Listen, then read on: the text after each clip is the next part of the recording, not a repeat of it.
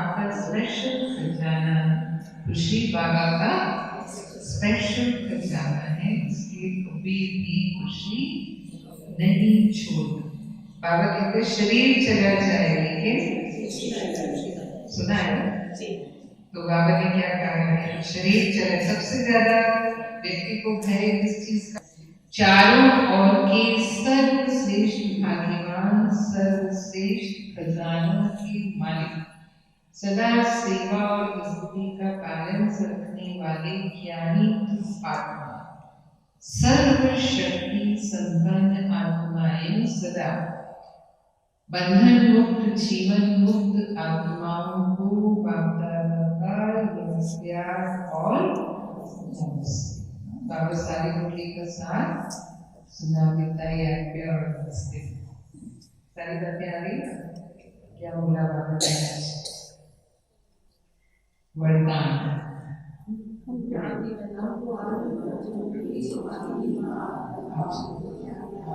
ये है ना आज प्यार मौनी और बाबा को नमस्ते। वरदान परमात्मा कार्य में सहयोगी बन, सर्व का सहयोग प्राप्त करने वाले सफलता स्वरूप। क्या है? हम सबके आगे अनार है। और अगर मतलब क्या है? रामली पहाड़ की भूमि, संतों की भूमि। और अगर हमारे पास वहां से कोई संत चला आए तो संत वाला सेंट है ना, उनकी खुशबू क्या होती है? चारों ओर बिखर जाती। तो अभी हम सबके बीच आदरणीय डॉक्टर सविता दीदी माउंट आबू से पधारे हैं। मैं भी उनसे अनुरोध करूंगी। उससे पहले मनीषा बहन जो कि जोधपुर राजस्थान से उनके साथ आए हैं, मैं उनसे कहूँगी कि ऊपर आकर अपना स्थान ग्रहण करेंगे। और मैं बहनों को अनुरोध करूँगी कि बहनें आए।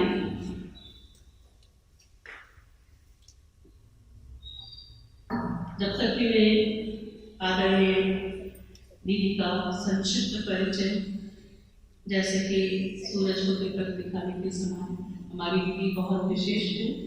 उन्होंने 29 तारीख को आगरा में आए थे और आगरा में अपना बहुत ही विशेष योगदान दे रहे हैं सेवाओं के माध्यम से, और हमें भी अनुग्रहित किया है आज की। वैसे तो हमारा ये विचार था कि आज एक VIP प्रोग्राम रखा जाता, लेकिन वो नहीं हो पाया। डॉक्टर सविता दीदी जो कि उनका जन्म कोटा में हुआ और आपने MBBS की डिग्री प्राप्त की, और ये डिग्री प्राप्त करने के पीछे भी एक कारण था जो मैंने उनसे ही सुना था कि कैसे युक्ति से मुक्ति पाई जाए। तो उनके घर में सब नहीं अलाउ करते थे जैसे होता था शुरू में, तो उन्होंने इस पढ़ाई के जरिए अजमेर से किया, उदयपुर से, तो वहां पर उन्होंने पढ़ाई की और साथ साथ सेंटर भी ज्वाइन किया, और उस तरीके से वो बाबा से जुड़ गए। फिर माउंट आबू आ गए, आप दादी के साथ रहे, आपने दादी की सर्व सेवाएं की, और वर्तमान में जो हमारा राजकला एजुकेशन रिसर्च फाउंडेशन है, आप उनकी नेशनल कोऑर्डिनेटर हैं। 2001 में कैंपेन लेकर था, हमें भी दीदी के साथ जाने को सौभाग्य मिला था। वुमेन्स विंग का तरफ से एक बहुत बड़ी रैली निकाली गई थी, और क्योंकि वुमेन्स विंग जो है अपने आप में देखिए अभी तो सबसे ज्यादा वुमेन्स ही है ना, कहीं भी जाए तो सबसे ज्यादा महिलाओं का ही स्थान रहता है। तो आप उस विंग की नेशनल कोऑर्डिनेटर हैं।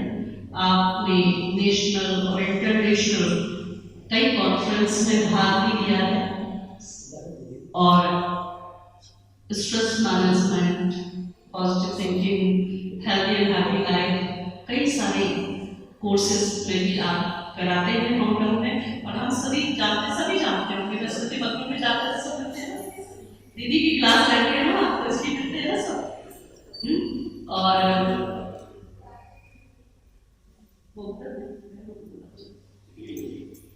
उनके साथ साथ हमारे बीच मनीषा बहन भी उपस्थित हैं जोधपुर से।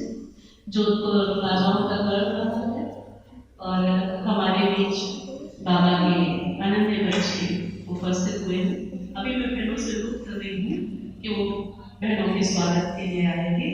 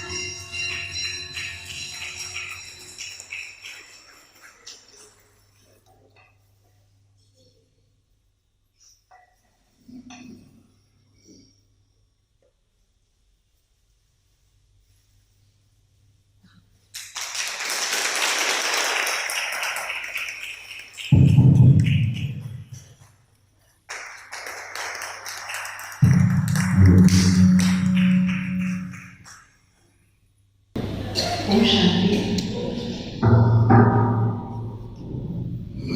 एक फरिश्ता आया, नया संसार रचा।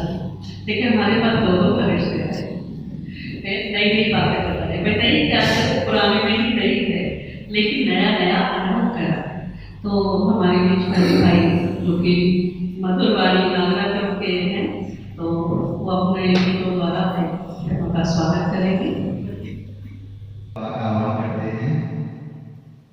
कि दीदार पाने की आशा जगी है, दीदार पाने की आशा जगी है, सभी के दिलों में वो मूरत बसी है। पधारो हमारे परमात्मा से, आपके लिए ये महफिल सजी है और आपके लिए ये महफिल सजी है।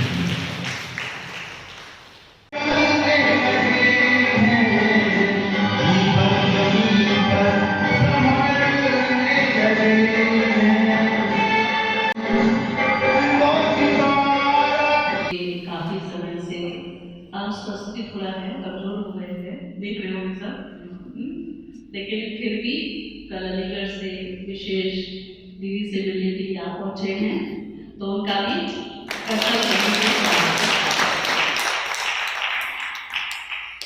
अभी मैं हमारे बीच जोधपुर से पधारी गई बहन से अनुरोध करूंगी कि वो अपना परिचय देंगे। ओम शांति।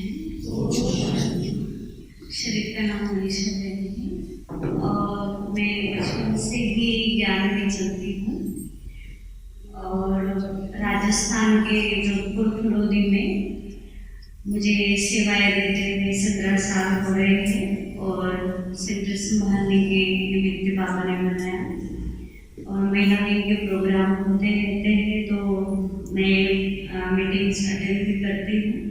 तो मैं मधुबन में आई हुई थी, बाबा मिलन था, राजस्थान का टर्न था, तो दीदी ने कहा आगरा जा रही हूँ, तो मैंने कहा दीदी मैं भी चलती हूँ आगरा। एक्चुअली मैं देखा नहीं था ताजमहल और कल हम बारिश के हो गई तो दीदी का एक प्रोग्राम कैंसिल हो गया, तो दीदी भी साथ में थे और ताजमहल भी हमने देखा, बहुत अच्छा लगा यहाँ आकर के। और ओम शांति। कहते हैं जब मंदिर में एक भक्त जाता है तो वो भगवान को दर्शन करने जाता है या अपना दर्शन कराने जाता है। उसी प्रकार हमारी साझेदारी है ऐसे प्यारे बाबा को जो हम सबको अपनी छत पे छाया में पाल के रखते हैं। तो अभी हम उनको प्यारे बाबा को भोग स्वीकार कराएंगे, फिर आगे क्लास का कार्यक्रम विधिवत कर देगा।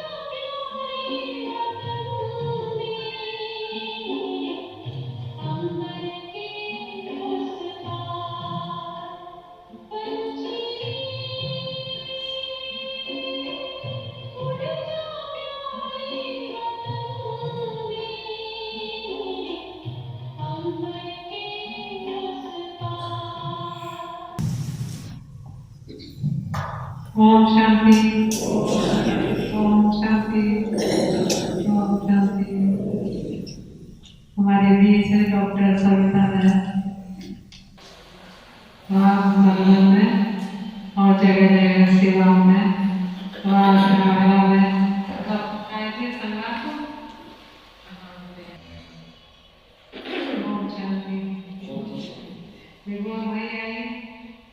ओम शांति। अभी हम सब जिनका इंतजार कर रहे थे विशेष उनकी क्लास के लिए, तो हम सब के बीच विशेष आप डॉक्टर सविता दीदी, जिन्होंने क्या कहते हैं डॉक्टरेट लौकिक में भी की है और बाबा के ज्ञान में भी की है। ओम शांति, ओम शांति। बाबा की बोली हम सबने सुनी। बाबा की बोली ज्ञान से की बोली है और उसके आगे हम बच्चे बोलते हैं तो सूरज को दीपक दिखाने होते हैं। लेकिन फिर भी जो बाबा ने हमें बोली प्रेरणा दी उसी का ही हम मंथन करेंगे, उसी को ही हम समझेंगे थोड़ा और गहराई से। तो आज पावन अपनी स्थिति बनाने के लिए विशेष अटेंशन खिंचवा रहे हैं और विदेही स्थिति बनाने। विदेही स्थिति माना अशरीरी स्थिति और कर्म करते हुए आत्माभिमानी स्थिति, ऐसा हम कहेंगे।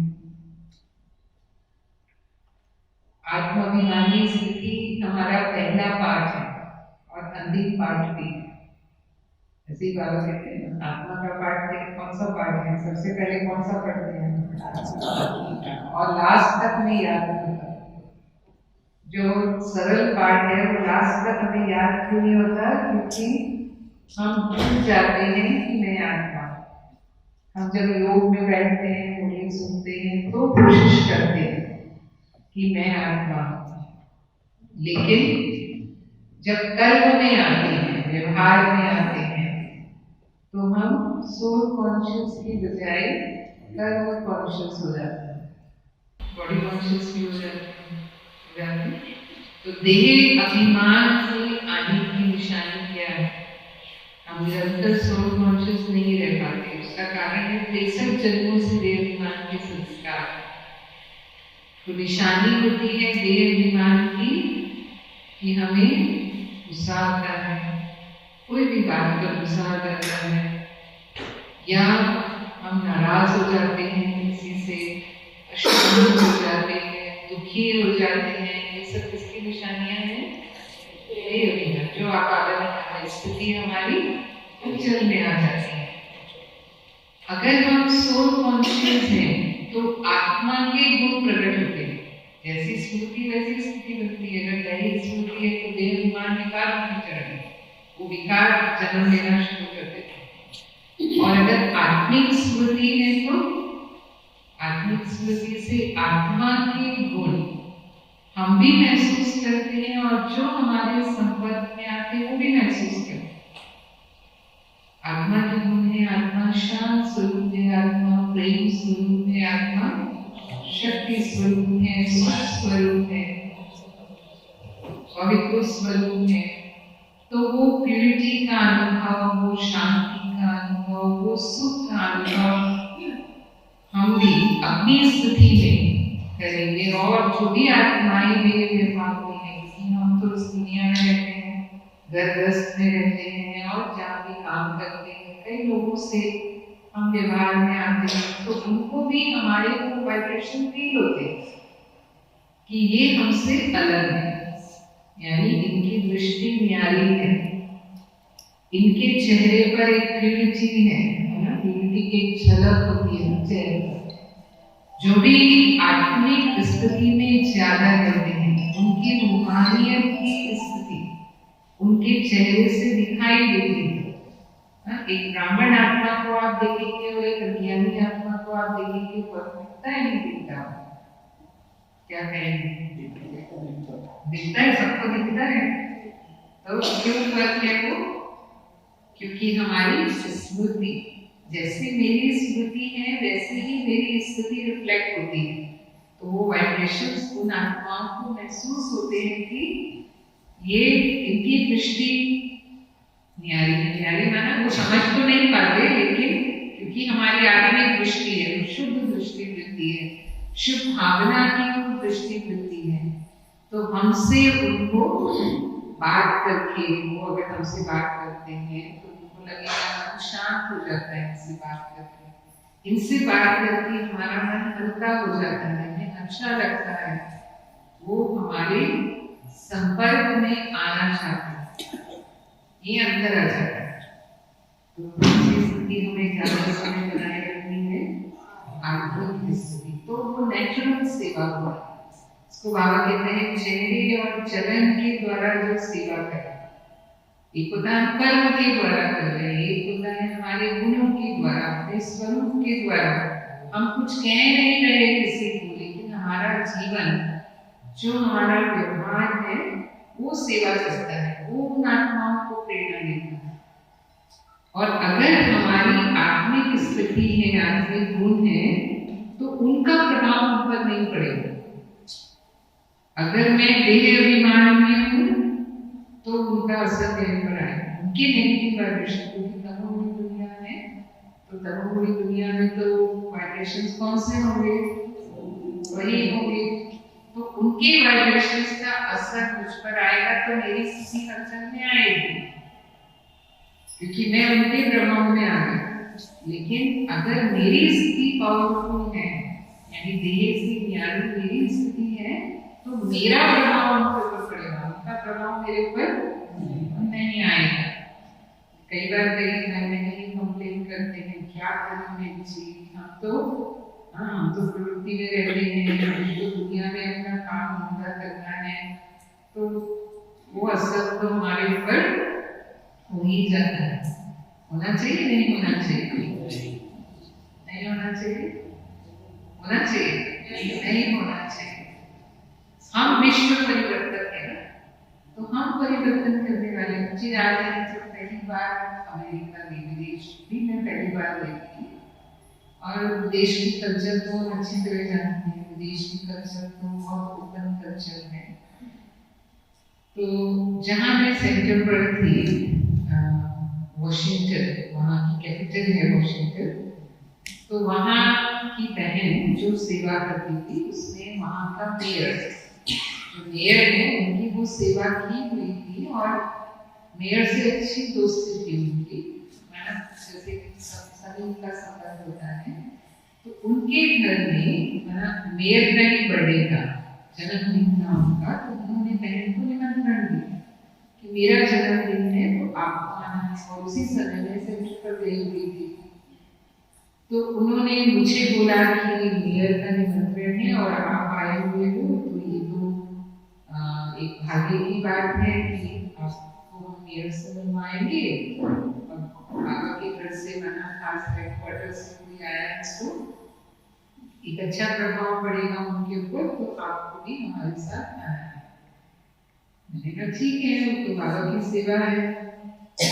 लेकिन उसने कहा कि आपको ये भारत जैसा माहौल नहीं मिलेगा, उनके जन्मदिन में कौन सा माहौल होगा विदेश में, तो आप फिर उस हिसाब से अपने आप को, मैंने उसने मुझे इशारा दिया कि हो सकता है आपको ये पार्टी थोड़ी अजीब सी लगे, है ना, क्योंकि ये तो अमेरिका है। ठीक है, बाबा ने हमें सब तरह की शिक्षाएं दी हुई है और यही समय होता है कि जब हम उसे यूज करें। तो मैंने अपने मन को सेट कर लिया है कि मुझे खुद को भी आत्मा समझना है, और जो भी आत्माएं कहाँ होंगी, चाहे वो जो भी एक्टिविटी कर रही होंगी, मुझे उनको आत्मिक दृष्टि से ही देखना है, किसी की भी देह उसमें, क्योंकि उनकी तो ड्रेस भी ऐसी ही होती है, आधी ड्रेस पहन के रहती हूँ, आधे कपड़े पहन के रहती हूँ। तो मैंने कहा मुझे न किसी के ड्रेस को देखना है और न किसी के देह को, शरीर को देखना है। तो हम गए वहां पर, सबसे मिले, मेयर से भी मिले, और उनके जो फ्रेंड्स थे उनसे भी उन्होंने मिलवाया। फिर वो तो ड्रिंक करना वहाँ सब कॉमन होता है, और मिलते भी है ना, वो तो सीधे ऐसे हमारे जैसे हाथ जोड़ के नहीं मिलते, वो या तो हाथ मिलाएंगे या गले लगेंगे, चाहे वो मेल हो या फीमेल हो, सब बराबर है ना। तो इस तरह का ही माहौल था वहाँ पर। लेकिन मैंने ये देखा कि वो मैंने जो अपनी स्थिति बनाई थी उसके कारण कोई वाइब्रेशन, हालांकि मेरे लिए पहला अनुभव था, भारत में तो ऐसा माहौल नहीं होता है, तो लेकिन कोई प्रभाव मेरे ऊपर नहीं आया। हमने 1 घंटा 1-1.5 घंटा रह के वहाँ पर, फिर जब वो पार्टी पूरी हुई और हम मेयर जैसे हम टोली वगैरह देते हैं वो सब बाबा के घर का देखे निकलने लगे, तो वो जो भी थे उनके फैमिली फ्रेंड्स, तो उन्होंने हमें कमेंट किया कि इस पूरी पार्टी में आप 2 हमारे लिए एंजल्स थे। एंजल्स माना, क्योंकि वो तो इंग्लिश में ही बोलेंगे, तो एंजल्स माना आप फरिश्ते थे यहाँ पर। तो कैसे कहा उन्होंने फरिश्ते, उनको कहाँ से कहना है, जरूर हमारे जो वाइब्रेशंस थे वो उन्होंने फील किए कि ये हमसे अलग है, हमारे जैसे नहीं है। तो वो तब जब हम उनके प्रभाव में नहीं आए, हम उनके जैसे नहीं बन गए, लेकिन हमारे वाइब्रेशंस का प्रभाव आत्माओं पर पड़ा और वो उन्होंने उसको फील किया। तो हमें ऐसा बनना है, वो बाबा हमसे स्थिति चाहता है जो और जब हम आत्मिक स्थिति का अभ्यास करते हैं तो हमारी योग की क्वालिटी भी बढ़ जाती है, क्योंकि हमारा राजयोग क्या है, आत्मा समझ करके परमात्मा को याद करना। तो आत्मा समझ करके परमात्मा को याद करेंगे तो व्यर्थ संकल्प कम आएगा। जब हम योग में बैठते हैं ना, तो हमारा योग कैसा चलता है, मानवान योग में बैठे तो इधर उधर की कुछ बातें, व्यर्थ संकल्प, एकदम योग नहीं लग जाता है, थोड़ी बहुत इधर उधर की बातें मन में चलेंगी, इसकी उसकी बातें मन में चलेंगी। फिर हम बाबा से रूल याद करना शुरू करते हैं। फिर रूल याद में क्या करेंगे, मेरी क्या समस्याएं हैं वो बाबा को सुनाना शुरू कर देंगे ना, अपना दिल हल्का करेंगे बाबा को सुना करके। और फिर जब तक हमें पूरा योग में अनुभव होने लगे, योग में शांति तो मिलती ही है। बाबा शांति का सागर है, उसे हम याद करेंगे तो ऐसा नहीं है शांति का अनुभव नहीं होता है, शक्ति का अनुभव नहीं होता, वो होता है, लेकिन तब तक हमारा योग का टाइम पूरा होगा। तो हमने जो योग किया उससे रोज की हमारी जो आत्मा की सस्टेनेंस है, पालना है, उतना होता रहेगा। उस योग से मेरे विकर्म विनाश हो जाए या उस योग से मेरे संस्कार परिवर्तन हो जाए, वो पावर माना योग अग्नि प्रज्वलित नहीं है, जिसको हम ज्वालामुखी योग कहते हैं, वो स्थिति तक हम नहीं पहुंचे। तो कई बार हम देखते हैं आज मैं 10 साल से ज्ञान में चल रही हूँ, 20 साल से ज्ञान में चल रही हूँ, जो भी जितना भी समय हुआ है, मेरे संस्कार बदलते ही नहीं। कोशिश करते हैं, ऐसे नहीं कि नहीं कोशिश करते, पता है कि मेरी ये कमजोरी है, ये मेरा पुराना संस्कार है, हाँ, लेकिन समय प्रति समय वही विजय बनता है मेरे लिए। तो क्या किया मैंने, दबा दिया, थोड़े समय के लिए बाबा की मूवी चलती है, तो क्लास सुनते हैं, तब जाता है। फिर जैसे ही परिस्थिति का पानी बनता है, बाहर आ गया, क्योंकि मैंने अपने योग की पावर से उसे वजन किया ही नहीं। तो पावरफुल योग आप किसे कहेंगे? पावरफुल योग माना जो स्थिति मैं बनाना चाहती हूँ, वो स्थिति में उतना समय के लिए अपनी बना सकूं। मानो मुझे परम धाम में बाबा को याद करना है, बीच रूप स्थिति सबसे पावरफुल योग की स्थिति है कि बाबा भी निराकार है, बाबा को निराकार नहीं है, मैं आत्मा में विदेही अशरीरी बाबा के समीप हूँ और बाबा के समान हूँ।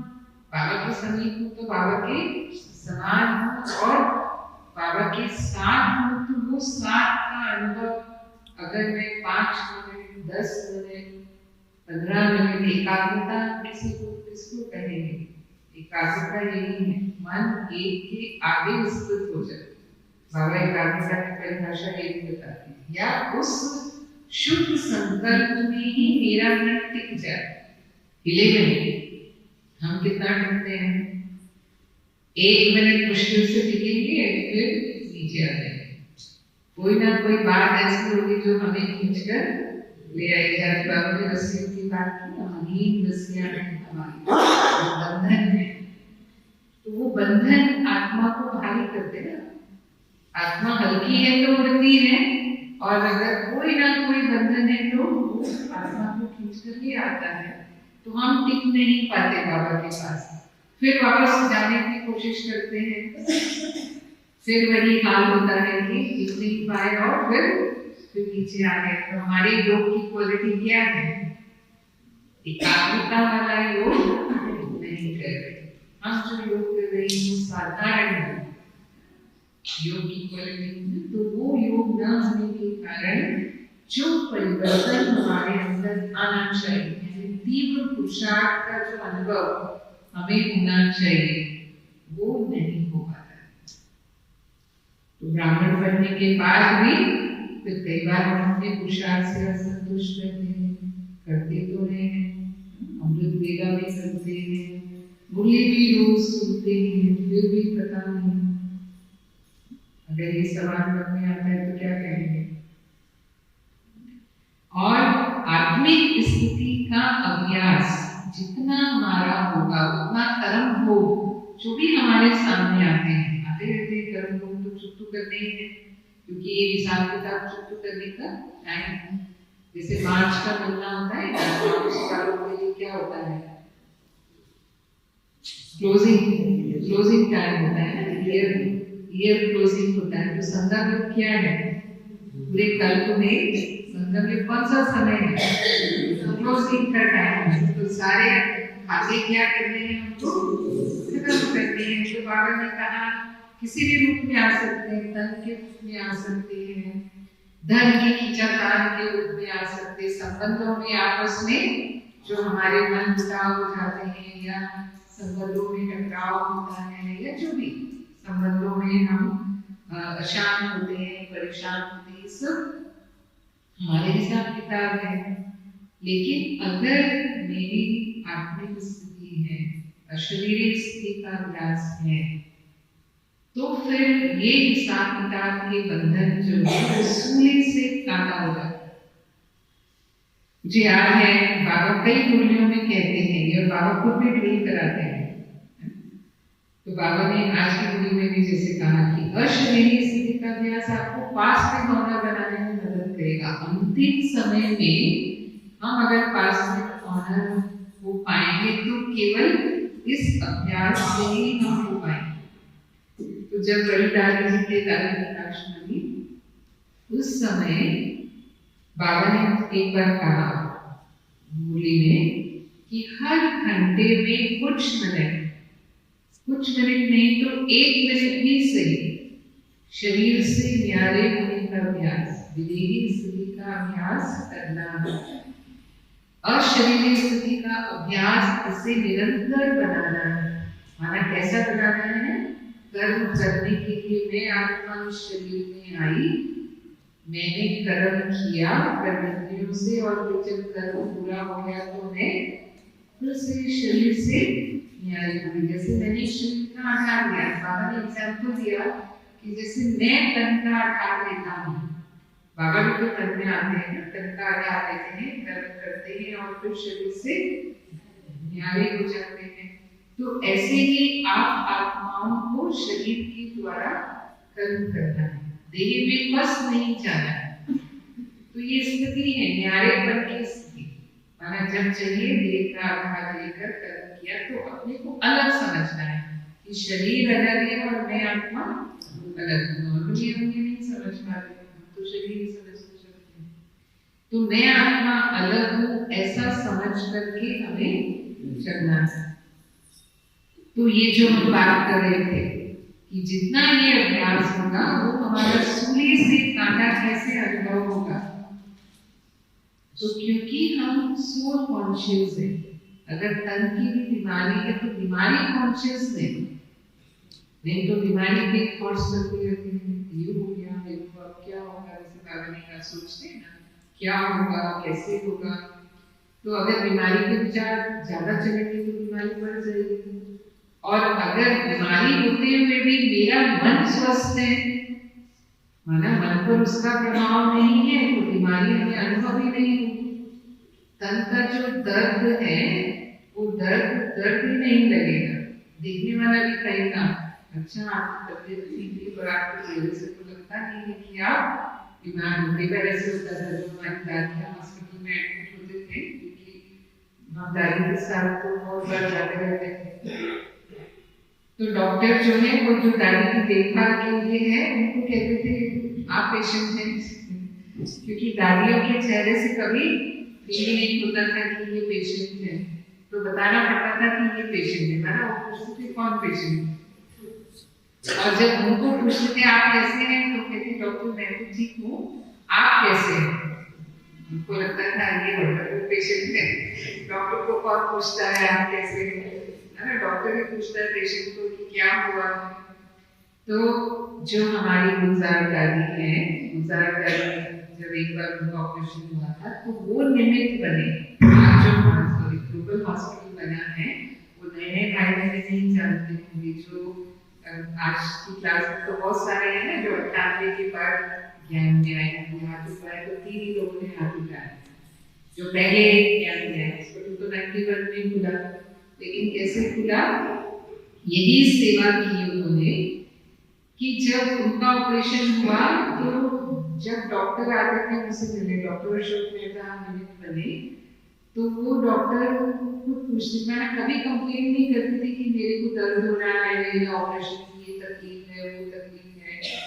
दादी को बस उनको ये पूछे कि डॉक्टर आप कैसे हैं, तो वो डॉक्टर सोचता था मैं और मरीजों के पास जाता हूँ तो लाइन शुरू हो जाती है, डॉक्टर ये हो रहा है वो हो रहा है, और ये पेशेंट के पास आता हूँ तो वो कभी नहीं कहती कि मुझे ये हो रहा है, लेकिन मेरे से पूछती है तो क्या है। ये तो पता था कि कोई स्पिरिचुअल ऑर्गेनाइजेशन की है ना, ड्रेस से या उससे, लेकिन क्या पावर है इनमें, वो उनको क्यूरियोसिटी हुई कि ऐसा क्या है। तो फिर उन्होंने दादी से आगे से पूछा, तो दादी ने कहा कि हम मेडिटेशन करते हैं, मेडिटेशन की पावर है जो हमें दर्द इतना महसूस नहीं होता, और पेशेंट इतनी शिकायत करते रहते हैं लेकिन हमको है ही नहीं, तकलीफ ही नहीं है। दर्द को जब सुई से काटा होने का मतलब क्या है कि बहुत दर्द हो सकता है लेकिन हमें वो दर्द फील ही नहीं हो रहा। आप ट्राई करके देख सकते हो ना, जब कोई दर्द है, आपको तकलीफ है, आप देर से ध्यान हो जाए, आधा घंटा आप पॉज में योग कर लो, फर्क पड़ जाएगा आपके उसमें, आपको दर्द की फीलिंग बिल्कुल खत्म हो जाएगी। तो वो डॉक्टर अशोक मेहता इतना प्रभावित हुए आपको आए दादी के निमंत्रण पर, और जब वो यहाँ आए और उन्होंने बाबा का सब कार्य देखा तो उनको ये संकल्प आया कि यहाँ पर तो हॉस्पिटल होना चाहिए, सारी दुनिया से लोग आते हैं, कभी भी किसी को भी अचानक कुछ भी हो सकता है, तो ऐसी सुविधाएं तो होनी चाहिए। फिर वो संकल्प, उनके संकल्प से ग्लोबल हॉस्पिटल खुला और उसका प्लानिंग हुआ सारा, और फिर वही हॉस्पिटल संभालने के निमित्त भी बने, वही हॉस्पिटल के डायरेक्टर बने, और न सिर्फ अपना ये माउंट तक ग्लोबल हॉस्पिटल बना, लेकिन फिर कुछ साल के अंदर अंदर ही बॉम्बे में भी वहाँ की म्यूनिसिपैलिटी ने हमें हॉस्पिटल दिया कि आप हमारा ये हॉस्पिटल संभालो। वो आज भी है ये हॉस्पिटल, पहले उन्होंने 30 साल के लिए ही दिया था, है ना, लेकिन अभी जैसे उसका वो जो समय है वो भी उन्होंने बढ़ा दिया।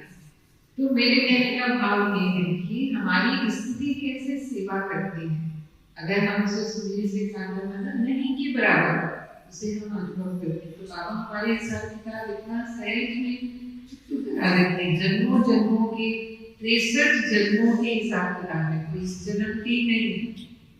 इस जन्म में तो कई बार हम समझ सकते हैं, हम तो किसी का बुरा नहीं करते, हम तो किसी को दुख नहीं देते, हम तो सबकी सेवा ही करते हैं, लेकिन फिर भी ऐसा क्यों, ऐसा क्यों, है ना, ये हम सोच सकते हैं। लेकिन बाबा ने क्या कहा, इस जन्म के ही नहीं, जो पिछले 63 जन्मों से हम करते आ रहे हैं, क्या क्या करके आए हैं, तो वो सब अभी अकाउंट्स फिनिश हो गए और आत्मा को पावन बनकर के अपने घर जाएंगे।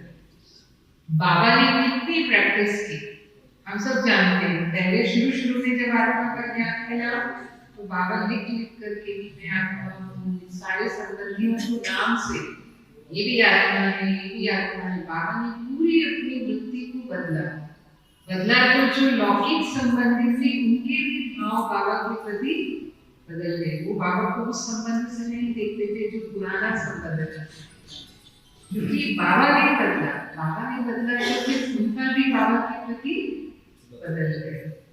ऐसे नहीं कि वो उस नाम से उनको बुलाते थे, हम जैसे घर में पति पत्नी है तो आपस में भाई बहन से बुलाना शुरू कर दिए, वो बाबा नहीं देता है। या सास बहू है तो अपने को बहन बहनी बोल के बोलना शुरू कर दे, वो मतलब नहीं। जो व्यवहार है वो व्यवहार की जगह है, लेकिन अंदर की जो समझ है, हमारी ये दृष्टिकोण सी है, अंतर्दृष्टि है ना, तो हमारी वो दृष्टि जो है वो वही रहे जो बाबा ने हमें तीसरा नेत्र की समझ। ये बाबा ने अपनी बहुत पुरुषार्थ से सदा के लिए वैसी ही दृष्टि रखी, और फिर लास्ट में भी, ये शुरू का पुरुषार्थ बाबा का, और लास्ट में भी बाबा ने अशरीरी स्थिति का अभ्यास इतना किया कि जो भी बाबा से मिलते थे, दादियाँ सुनाते थे बाबा के साथ के अनुभव, या जो बड़े भाई बहन हैं वो सुनाते थे, क्या सुनाते थे वो, कि बाबा के पास हम जाते थे मिलने तो हमें बाबा को ही सब कुछ सुनाना है, बाबा ये सेवा चल रही है, ये सेवा चल रही है, कुछ पूछना है तो बाबा से ही पूछना है। तो मन में सब सोच कर जाते थे, ये कहेंगे। बाबा के सामने गए, बाबा की दृष्टि मिली, और दृष्टि मिलते ही सब मिल गए। या ऐसा फील हुआ कि ये भी कोई करने की बात है, ये क्या बोलेंगे बाबा से। तो आत्मा को दृष्टि से ही इतनी भरपूर हो गई कि वो कुछ कहने की जरूरत ही महसूस नहीं हुई, या कहा भी बाबा को बताना ही है तो जैसे कि बहुत थोड़े शब्दों में। और बाबा भी जिस तरह से सुनते थे वो लगता था उस समय कि बाबा भी जैसे सुनते हुए भी नहीं सुन रहे, माना बाबा जैसे कहीं और। तो ऐसा नहीं बाबा ने सुना नहीं, लेकिन सुना, पर बाबा ने सुना और बाबा जैसे अटैच हो। तो ये बाबा का अभ्यास कभी मिलने वाले थे उनको वो अनुभव कराया। तो ये स्तुति बाबा की कर्मातीत स्तुति, बाबा जो सहज इस शरीर के बंधन से न्यारे हो गए थे। हम सुनते हैं बाबा ने कैसे शरीर छोड़ा, बहुत सहज। लास्ट में उंगली चलाई, बाबा ने उंगली चला के कमरे में गए, कमरे में बैठे और मिनट्स के अंदर बाबा कर्मातीत हो गए थे, व्यक्त हो गए। तो कैसे? क्योंकि लंबे समय का बाबा का अभ्यास था इस शरीर स्थिति का, तो वो सहज देह के बंधन से, देह रूपी वस्त्र जिसको बाबा कहते हैं ना, अगर देह रूपी वस्त्र टाइट है, अगर हमारे ये भी कपड़े टाइट है तो कैसे छोड़ेंगे हम? मुश्किल होगा ना उन कपड़ों को निकालने में जो टाइट कपड़े होते हैं। लेकिन अगर वस्त्र ढीला है, सहज हो जाता है। तो बाबा ने पहले से ही वो अभ्यास करके अपने देह रूपी वस्त्र को सहज ही छोड़ दिया। तो बाबा हमको यही कहते हैं कि लास्ट में हमारा शरीर कैसे छूटे, सहज रीति से हम इस शरीर से न्यारे हो जाए। और अंतमति सुगति है, जैसी अंतमति होगी अंत समय में हमारी स्थिति होगी, जितना बाबा हमें याद होगा उतना ही जो पास में ऑनर की बात करेगी, वो हमें पास में ऑनर बनाएगी। और अमृत वेले का समय अभ्यास का बेस्ट टाइम हमारे लिए, क्योंकि पक्का करना है ना। जब तक हम उसे पक्का नहीं करेंगे तब तक सारे दिन में तो सवाल ही नहीं होगा कि वो स्मृति हमारी रहेगी। तो अमृत वेले, क्योंकि वो समय शांत और सात्विक समय, प्रकृति भी हमें सहयोग देती है। अमृत वेले जरूर नींद के रूप में माया आती है। अगर उस नींद को हमने जीत लिया तो जो बीज रूप स्थिति का, अशरीरी स्थिति का हम अमृत वेले अनुभव कर सकते हैं। परम धाम में अपने आप को बाबा के साथ विदेही स्थिति में जो हम अमृत वेले अनुभव कर सकते हैं, सारे दिन में हमें क्या लगेगा? मेहनत लगेगी। पर नहीं कर पाएंगे ऐसा नहीं है, लेकिन मेहनत लगेगी। तो इसीलिए अमृत वेले वो अभ्यास, पहले हम निद्रा जीत करते। हम अमृत वेला कैसे करते हैं घरों में? ज्यादातर आप सभी अनुभवी हैं ना कि कितना पावरफुल अमृत वेला हम करते हैं। उठ गए, रजाई से बाहर आए, रजाई से बाहर आने रजाई में बैठ कर लेते, उठ तो गए, फिर 1 मिनट में आँख बंद जाएगी और फिर खुलेगी तो 5 बजे। तो अगर हम ऐसा योग करेंगे तो अमृत वेला हमारा फाउंडेशन है। तो उस समय अगर हम विधि पूर्वक योग कर लेते, तो हम एक साथ नहीं जाते अभी, क्योंकि जैसा समय है उस हिसाब से, तो जिस विधि से हम उस समय योग कर रहे हैं वो हमारे सारे दिन में मदद करता है। तो अगर हमने उस समय अपनी अशरीरी स्थिति का अनुभव कर लिया तो सारे दिन हमें वो स्थिति सहज अनुभव होती रहेगी। बाबा कहता है ये अकाल मूर्त आत्मा अपने अकाल तत्व पर विराजमान है। तो जब हम अकाल तत्व पर रहते हैं, आत्मिक स्थिति में रहते हैं, तो कभी भी अकाली मृत्यु नहीं होती। ये गोली में बाबा ने कहा अकाली मृत्यु के कई अवसर हो जाते हैं जिंदगी में।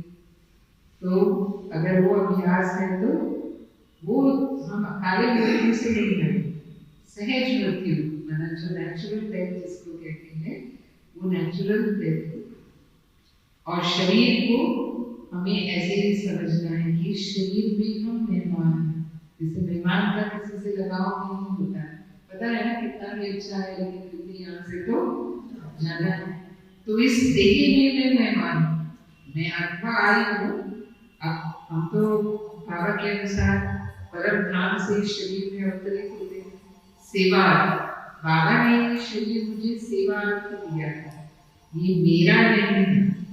एक मेरापन होता है ना शरीर में, तो मेरेपन का भाव नहीं, बाबा ने मुझे दिया है सेवा। ये सेवा के लिए अभी तक मिला है। ये तन किसका है? किसका है? बाबा का तो बाबा का है कि जो तन में मोह होता है, सबसे ज्यादा मोह इंसान को अपने शरीर से होता है, फिर दूसरा मोह संबंधों में होता है, फिर तीसरा मोह संपत्ति में होता है, जो धन कमाया, जिंदगी भर मेहनत करके इतना कमाया, मैंने इतना सब जमा किया है ना, उसमें मोह होता है। तो सबसे पहला मोह छोड़ने का तरीका बाबा कहता है जीरा है, सब में मेरा मेरा निकाला है, तो ही वो छूटे। ट्रस्टी है, बाबा ने कहा ना कि ट्रस्टी हम हैं, तो ये सिर्फ बाबा का है, हम सिर्फ मदद हैं, तो वो हमारे मोह को कम करता है। निराकारी विदेही स्थिति है तो हम निर्विकारी भी बन जाते हैं। निर्विकारी जैसे मैंने कहा ना कि देह अभिमान विकारों की जड़ है, और आत्मिक स्थिति है तो निर्विकारी बनने में हमें मदद मिलती है। तो काम, क्रोध, लोभ, मोह, अहंकार, सबसे ज्यादा तो हमें माया जीत बनना है, तभी हम जगत जीत बनेंगे, विजयी बनेंगे, और प्रकृति जीत भी हमको बनना है। जो आज के स्लोगन में बाबा ने कहा, काम, क्रोध, लोभ, अहंकार को घर ग्रस्त में रहते हुए भी पवित्र रहना, दुनिया जिसको असंभव समझती है उसे हम संभव कर लेंगे। बाबा कहते महात्माओं को भी चैलेंज करने वाले ऐसी स्थिति हम अनुभव करते हैं, क्योंकि हम हिम्मत रखते हैं, बाबा की मदद मिलती है, और बाबा ने हमें वो ज्ञान दिया कि मैं आत्मा हूँ ही पवित्र स्वरूप, तो मेरा निजी स्वरूप ही पवित्र स्वरूप है। और सत्युग त्रेता में 2 युग तक तो हम आत्मा और शरीर दोनों ही रूप से पावन रहे हैं, तो फिर अभी क्यों नहीं हम पवित्र बन सकते? तो वो पवित्रता का पालन करना हमारे लिए मुश्किल नहीं होता है, लेकिन जो उसका सूक्ष्म रूप है, बाबा ने कहा ना सूक्ष्म रॉयल रस्सियां हैं, मोटे मोटे बंधन या लोहे की जंजीरें तो हम तोड़ लेते हैं, लेकिन जो सूक्ष्म रॉयल रूप है उसको परखना और उस पर विजय पाना, वो किस रूप में आता है? किसी भी आत्मा के प्रभाव में आ जाना। कई तरह से आ जाते हैं, चाहे अगर हम देह अभिमान में आते हैं तो किसी की देह, क्योंकि काम विकार की उत्पत्ति देह अभिमान से होती है, काम विकार का संबंध ही देह के साथ है, शरीर के साथ है। तो जैसे ही हम देह अभिमान में आए तो किसी की पर्सनालिटी से प्रभावित हो जाएंगे। कोई सुंदर है या उसके नैन नक्श अच्छे हैं, उसके बाल अच्छे हैं, उसकी आंखें अच्छी हैं, कुछ भी।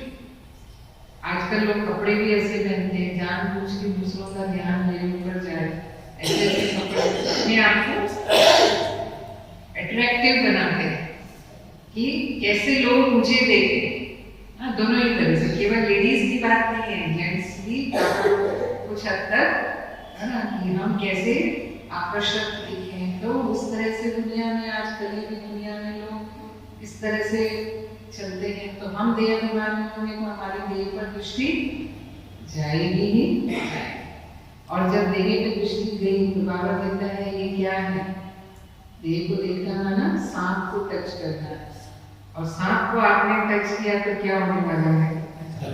काटेगा, काटेगा और उसमें विष है, और वो विष ना चढ़े ये कोई नहीं सकता। तो इसीलिए आपने मन से भी देह को टच किया तो उसका असर आपके ऊपर कहाँ है? ये नहीं हो सकता। इसीलिए बाबा हमें देही स्थिति की बात करते हैं कि देह से ही ऊपर उठ जाओ, देह के उसमें जाओ ही नहीं। तो ये काम विकार का जो सूक्ष्म रूप है उसको कई बार हम नहीं समझ पाते, तो उसको बाबा कहता है दृष्टि वृत्ति चंचल होती है, या सिविल आई के बजाय क्या हो जाती है? क्रिमिनल आई। बाहर से कोई कर्म नहीं कर रहे, लेकिन अंदर की जो दृष्टि वृत्ति है वो शुद्ध नहीं है, वो पवित्र नहीं है। और दूसरा क्या प्रभाव आता है? किसी के गुणों से प्रभावित। एक होता है देह से प्रभावित होना, और दूसरा है गुणों से प्रभावित होना। गुणों से माना कोई बहुत प्यार से बात करते हैं या बहुत अपनापन मिलता है उनसे, फिर हम उनसे ही फैमिलियरिटी में आ जाते हैं, उनसे हमें सहयोग मिलता है, फिर हम सोचते हैं जिंदगी में कोई तो ऐसा होना चाहिए जिससे अपने दिल की बातें कर सके इंसान। सोचते नहीं सोचते हैं ना। तो फिर हम जब ये सब दिल की बातें करते हैं किसी से, तो बाबा से हम जितना हम किसी इंसान को अपना बनाते हैं, बाबा से हम थोड़ा दूर होते जा रहे हैं। बाबा से योग होता है हमारा, क्योंकि किसी आत्मा के साथ हमारे कर्मों का हिसाब किताब होता है। इसको बाबा कहता है लगाओ, झुकाओ, प्रभाव, इसमें आना। पहले होता है प्रभाव में आए, फिर हम झुकाव में आ जाते हैं। उसके प्रति झुकाव माना उससे ज्यादा बातें करने की इच्छा होगी, उससे ही ज्यादा करने की इच्छा होगी, उसी से बैठने की इच्छा होगी, माना एक्स्ट्रा। ये अच्छा लगता है, ये भी अच्छा लगता है। बाबा कहते हैं, अगर कहते हैं ये भी अच्छा लगता है, ये भी चाहिए, हाँ, जैसे बहनों में यही बहन मूवी सुनाए, यही बहन कोर्स कराए, एग्जाम्पल के रूप में यही अच्छी है, यही बहुत प्यार से बात करती है ना, इसका ही ज्ञान अच्छा लगता है। तो अगर हमने ही शब्द लाया तो बाबा मुरलियों में कहते हैं, बाबा की भाषा है माना बाद में कुछ कारण, तो उसी समय अपने आप को सावधान कर दो कि नहीं, किसी भी आत्मा के प्रभाव में हमें नहीं जाना है। प्रभाव में गए तो फिर झुकाओ और फिर वो लगाव का रूप ले लेता है। लगाव माना उसके बिना हम नहीं रह सकते, मेरा काम उसके बिना अब नहीं चल सकता। तो योग में भी बैठेंगे तो कौन याद आएगा? कौन याद आएगा? वही आत्मा याद आएगा। बाबा मुश्किल से याद आएगा, क्योंकि उससे ही स्नेह मिल रहा है, उससे ही सहयोग मिल रहा है, उसी पर हम निर्भर हो गए। तो अब कोई भी समस्या आ गई जीवन में, कोई भी विघ्न हो गया, तो बाबा को दूर ये मिल जाए, इससे बाहर हो जाए ना, ये कर देंगे ये से। तो जब हम किसी आत्मा पर निर्भर हो गए, बाबा कहता है कि योग में आपको कभी भी अनुभव होगा ही नहीं। योग लगाएंगे तो कहेंगे योग लगता ही नहीं, कैसे लगेगा? और योग में जो शक्ति अनुभव होनी चाहिए, जो बाबा से अतीन्द्रिय सुख अनुभव होना चाहिए, जो प्यार अनुभव होना चाहिए, वो नहीं होगा। ये निशानी है लगाव कि अगर किसी भी आत्मा के लगाव में आप हैं तो फिर आपका योग बाबा से टूट जाएगा। बाबा से आपका योग, इसीलिए बाबा कहते हैं एक पाप दूसरा ना। प्यूरिटी माना क्या? प्यूरिटी माना बाबा से ही सर्व संबंधों का अनुभव करना। अभी बाबा ने हमें खुद ऑफर किया है ना ये, तो जब भगवान ने खुद ऑफर किया है तो फिर वो सब संबंध जो किसी आत्मा से हम चाहते हैं, बाबा कहते हैं हमेशा ये बीच में लेकर आओ, इसको ऐसा किसने बनाया? किसी की अच्छाई पर हम प्रभावित होते हैं, तो वो अच्छाई किसने दी? हम क्यों प्रभावित होते हैं? क्योंकि हमारे अंदर वो कमी है। कोई हमें क्यों आकर्षण करता है? क्योंकि अगर मेरे अंदर वो कमी है तो मैं उस प्रभाव में आने की देखती। तो आप अच्छाई की खुशबू लो, लेकिन वैसा बनो। इसका मतलब क्या है? आप भी चाहते हैं कि हम ऐसा बने, तो भले बनो, लेकिन देने वाला दाता उसको नहीं भूलो। उसको किसने बनाया? आज जो भी उसके पास है उसको देने वाला तो शिव बाबा ही है ना। तो जब वो उसको दे रहा है तो हमें भी दे सकता है कि नहीं दे सकता? दे सकता है ना। तो इसलिए बाबा को हमेशा बीच में रखना है। तो किसी के भी इतना प्रभाव में हम कभी भी नहीं आएंगे कि उससे हमारा फिर लगाव हो जाए। और क्रोध के लिए अब हम बाबा के बच्चे बने तो दुनिया वालों जैसा गुस्सा नहीं करते हम। जोर से चिल्लाना, गालियां देना, मारना, पीटना, ये वाला गुस्सा नहीं रहता है क्या? है आप में से किसी में ऐसा गुस्सा है क्या? ये सोच रहे हैं नहीं है ना? लेकिन फिर भी गुस्से को जीत लिया। अब ये सवाल पूछती हूँ कि क्या अपने दिल में झांक के देखो कि क्या गुस्सा पूरी तरह से हमारा खत्म हो गया? अगर किसी को लगता है सचमुच मेरा खत्म हो गया तो मान मन में तो इतनी बड़ी क्लास में कितने लोग 3 लोगों ने हाथ उठाया। तो अभी तक हम पूरी तरह से गुस्से पर विजयी नहीं बने। तो कौन सा गुस्सा आता है हमको? ज्यादातर हम बोलेंगे नहीं, लेकिन आंखों से, अपने व्यवहार से दिखाएंगे मुझे ये पसंद नहीं। आंखों से गुस्सा दिखाएंगे, उनको नाराज होंगे, ये बात अच्छी नहीं है। तो बाबा कहते हैं अगर मन में भी नेगेटिव चला, आप चुप रह गए उस समय, कई तो चुप ही नहीं रह पाते, बोल भी देते हैं, पर अगर समझो हम चुप भी रह गए, उस समय हमने सहन कर लिया, फिर भी हम चुप रहने के बाद भी मन में उसके प्रति चलता रहेगा, इसने ऐसा किया, ऐसा बोला, अभी हम बता देंगे इनको क्या करना है, फिर मन में प्लानिंग करते रहेंगे उसके लिए। तो मेरा मन कैसा हो गया, वो सही अर्थ में मैंने सहन नहीं किया। तो क्रोध पर विजय माना शांति की शक्ति और सहन करने की शक्ति, धैर्य की शक्ति, प्रेम की शक्ति। जब इतने सारे गुण हमारे साथ होंगे तब हम क्रोध पर विजय पाते हैं। तो इस रूप में भी गुस्सा ना आना, उसका अंश है, किसी के प्रति नफरत हो जाना, वैर आ जाना, है ना, इसको ऐसे करना चाहिए, ऐसे क्यों करते हैं, ऐसे क्यों करते हैं, ये भी क्या है, उस आत्मा के प्रति हम असंतुष्ट हो गए, वो भी क्रोध का एक अंश है। तो मेरी शांति की शक्ति इतनी हो उस आत्मा के प्रति, सभी के प्रति। बाबा प्रेम का सागर है। बाबा कहता है आप कोई प्यार के लोटे हो क्या? लोटे की लिमिट होती है, आप कौन हो? प्यार के सागर हो। जो प्यार का सागर होगा उसको गुस्सा आएगा क्या? शिव बाबा प्यार का सागर है तो हम पर गुस्सा करता है क्या? करते हम कितनी भी गलतियां करते हैं, हम कोई गलतियां नहीं करते क्या पुरुषार्थ में? सालों से बाबा हमें समझा रहे हैं, है ना, लेकिन फिर भी हम ऊपर नीचे करते रहते हैं। बाबा को भी हमको गुस्सा करता है, फिर भी प्यार से समझाता है। रोज मीठे मीठे बच्चे किसको बोलते हैं? बाबा नहीं बोलते ना। तो बाबा को ही हमें फॉलो करना है। बाबा समान वो प्यार का अनुभव सर्व आत्माओं के प्रति हमारे अंदर होगा तो हमें गुस्सा आएगा ही नहीं। फिर लोभ आ जाता है, दुनिया वालों जैसा लोभ नहीं है। अंश क्या है उसका? दुनिया तो धन के पीछे भागती है। आज इतना भ्रष्टाचार क्यों फैला हुआ है? भ्रष्टाचार माना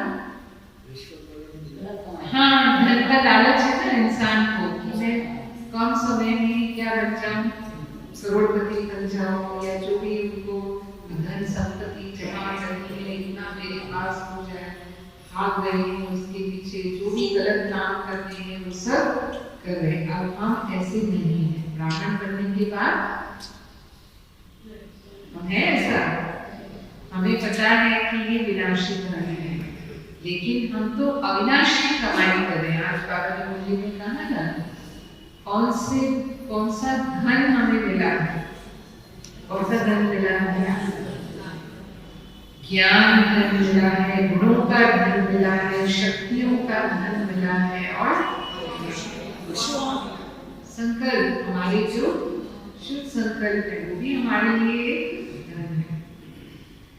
समय, स्वास्थ्य का खजाना, ये जो बाबा ने हमें खजाने से मेरी अविनाशी खजाने हैं और ये जन्म जन्म हमारे साथ जाने वाले। ज्ञान धन ही दूसरे धन को भी लाता है। Knowledge is source of income कहते हैं। तो बाबा का जो ज्ञान है वो ज्ञान हमारी आवश्यकताओं को सहज ही पूरा करने वाला है। हमें कोई भागने की जरूरत नहीं है किसी के भी पीछे। बाबा का कोई बच्चा ऐसा अनुभव करता है कि मेरी आवश्यकताएं पूरी नहीं होती हैं, क्या करेंगे? बाबा कहता है आवश्यकताओं के लिए बाबा लगा हुआ है, लेकिन आपके लोभ को पूरा करने के लिए बंधा हुआ नहीं है। तो लोभ तो हमारा हिसाब किताब है, लोभ को हम विकार कहते हैं, वो हमारी आवश्यकता नहीं है। तो अभी ब्राह्मणों का क्या अंश आता है उसमें? ठीक है, धन के पीछे तो हम इतना नहीं, धन कमाने के पीछे तो समय दे देते हैं, चलो उससे तो हम पुरुषार्थ करते हैं, वो ठीक है, लेकिन कम से कम रहने का ऐसा होना चाहिए, खाने का तो ऐसा होना चाहिए, हाँ, या जो भी हमारे साधन हम यूज करते हैं, ऐसे सब साधन तो हमारे पास होने चाहिए। तो छोटी छोटी बातों में बुद्धि जाती है।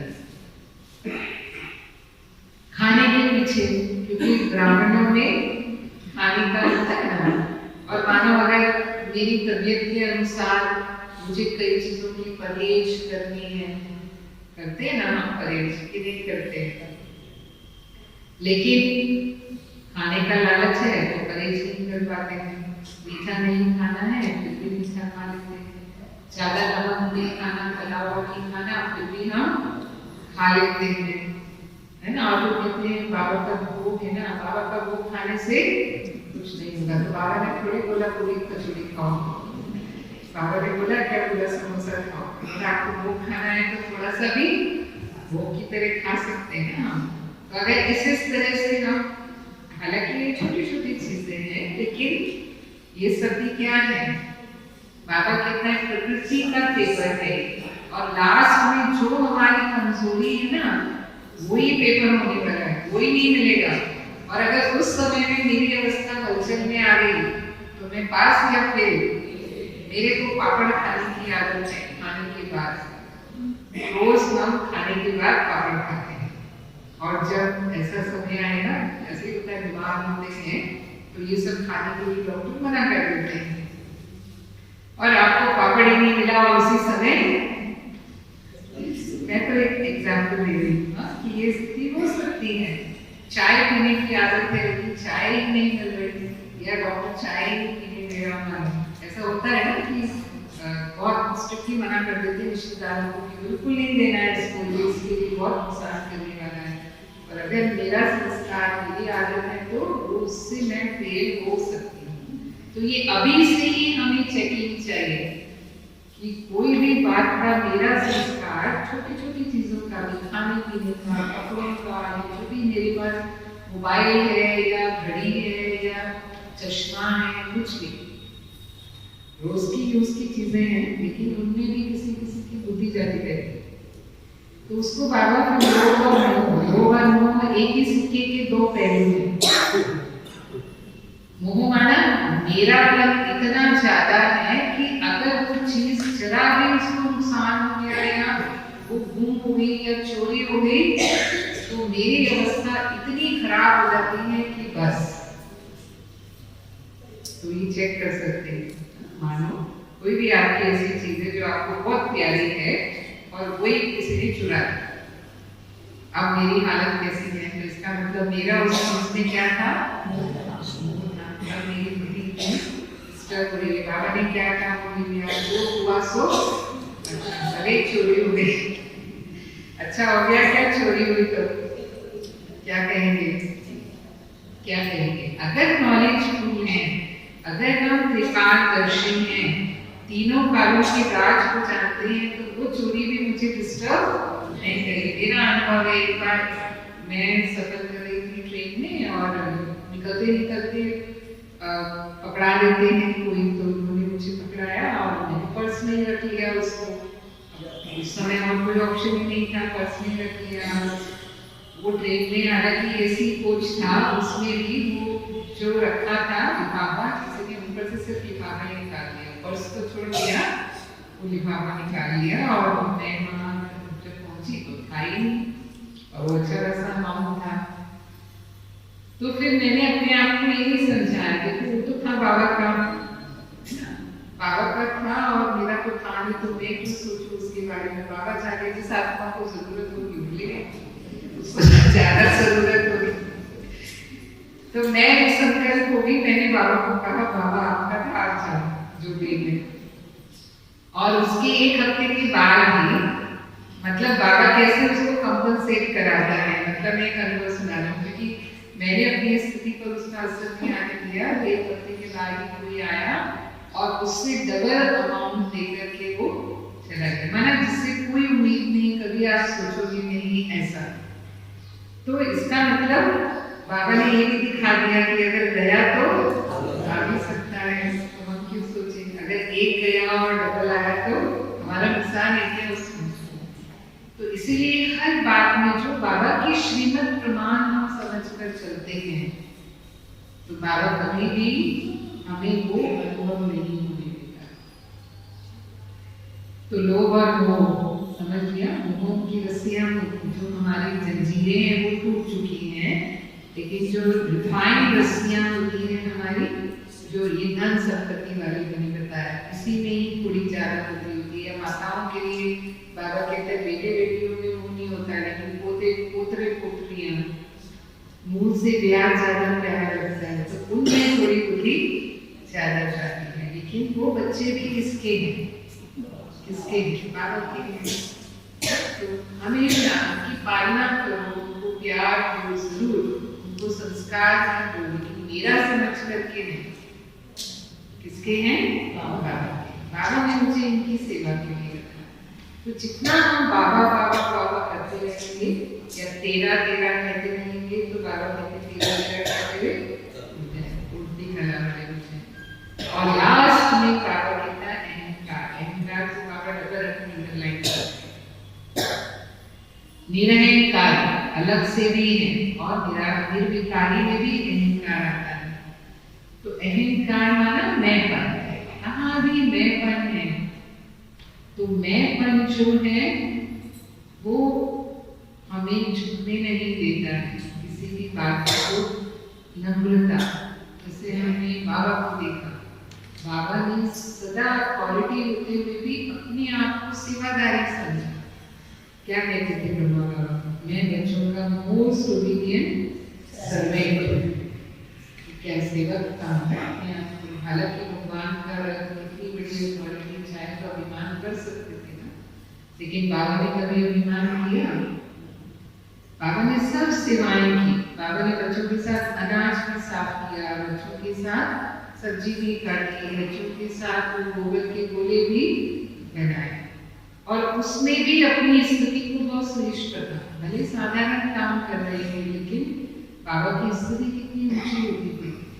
तो वो बाबा को हमें फॉलो करना। निरहंकारी माना जो भी हमें प्राप्त है आज की दुनिया में, चाहे धन प्राप्त है, चाहे हमारी पद की, हमारा कोई ऐसा स्थान है जिसके लिए हमें समझो सबके सामने हमें वो मिलता है, एक सम्मान मिलता है, या जो भी और भी प्राप्तियां हैं सांसारिक दुनिया की, उन सब प्राप्तियों के होते हुए भी मुझे क्या समझना है?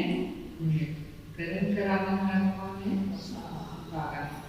तो बाबा करवा रहा है जब ये स्मृति है, तो फिर कभी भी हम मैं पद में नहीं आएंगे। सदा ही फ्लेक्सिबल रहेंगे। फ्लेक्सिबल का मतलब जैसा समय वैसी अपनी स्थिति बनाकर हम सफल हो जाए। कोई भी प्रकार की सेवा में हमें अभिमान नहीं आएगा। मुझे ऐसा क्यों कह दिया?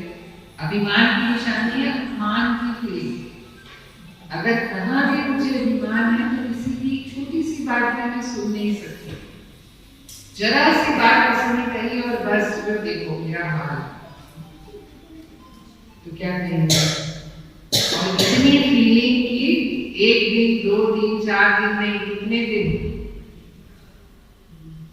पूरी तरह से वो मेरे मन मस्तिष्क पर हावी हो जाते हैं। इतना उदास, इतना परेशान, इतना अशांत। इसका मतलब अभिमान फुल है हमारे अंदर।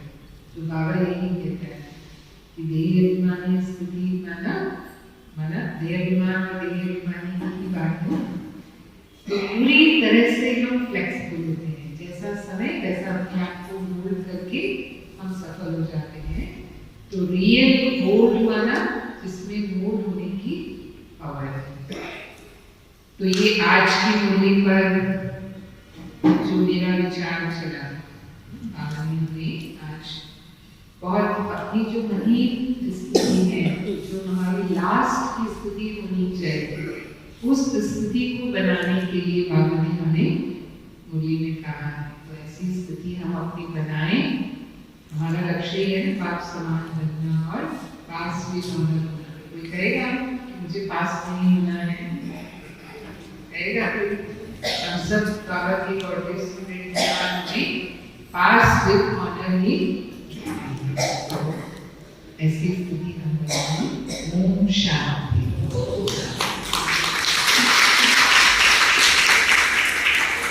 अभी हमारे बीच कनिष्का ने वेलकम डांस दीदी के लिए लेकर आई है, तो मैं उससे अनुरोध कर रही हूँ कि वो स्टेज पर आए।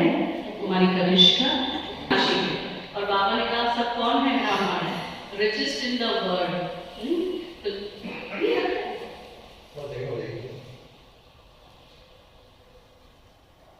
तो कहने का मतलब है कि सबको और भी रिचेस्ट हमारी दीदी ने बना दिया।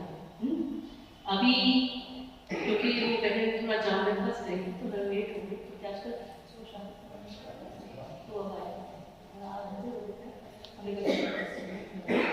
Welcome dance.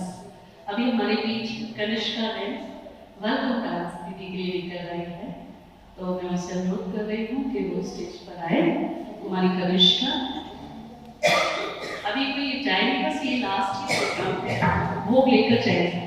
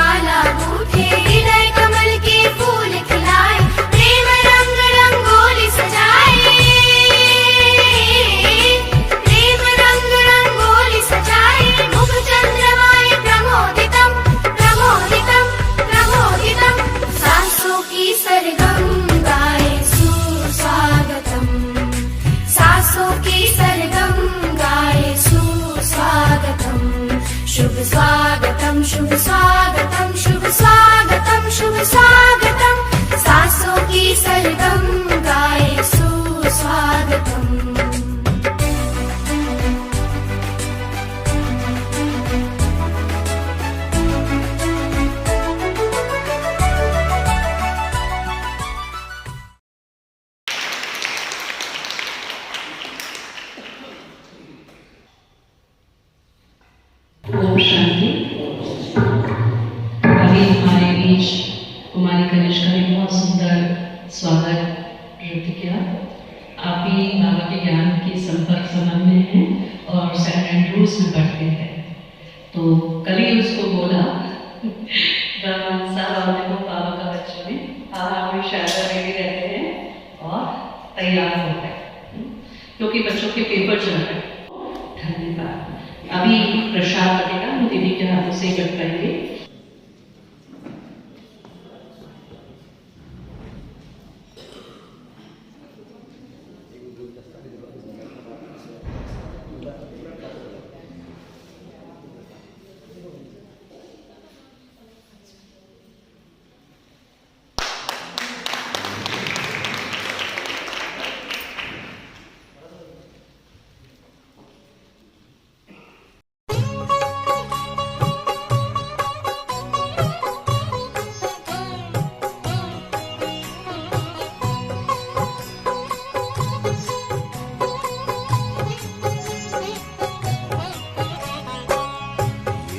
सबसे सुहाने पल हैं जिंदगी के।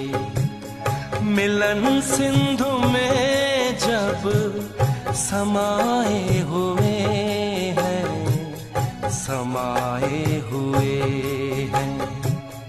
ज़माना तो क्या तेरी यादों में भगवन, ये तन मन भी अपना भुलाए हुए हैं, भुलाए हुए हैं। ये सबसे सुहाने पल हैं जिंदगी के।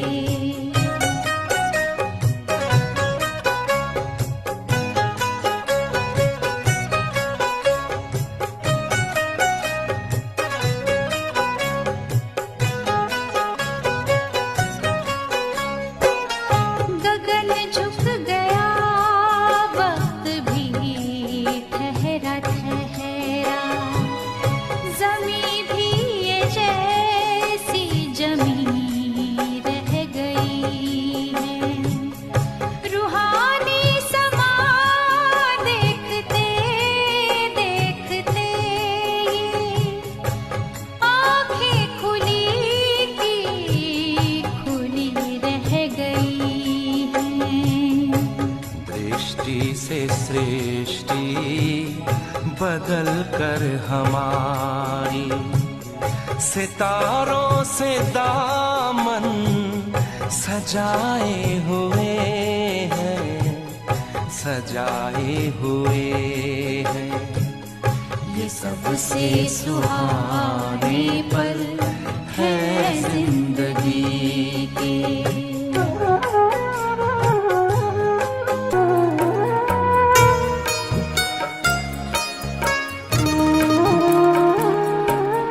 स्नेह प्यार की तुझसे बाबा बांधी है जीवन डोर, बांधी है जीवन डोर।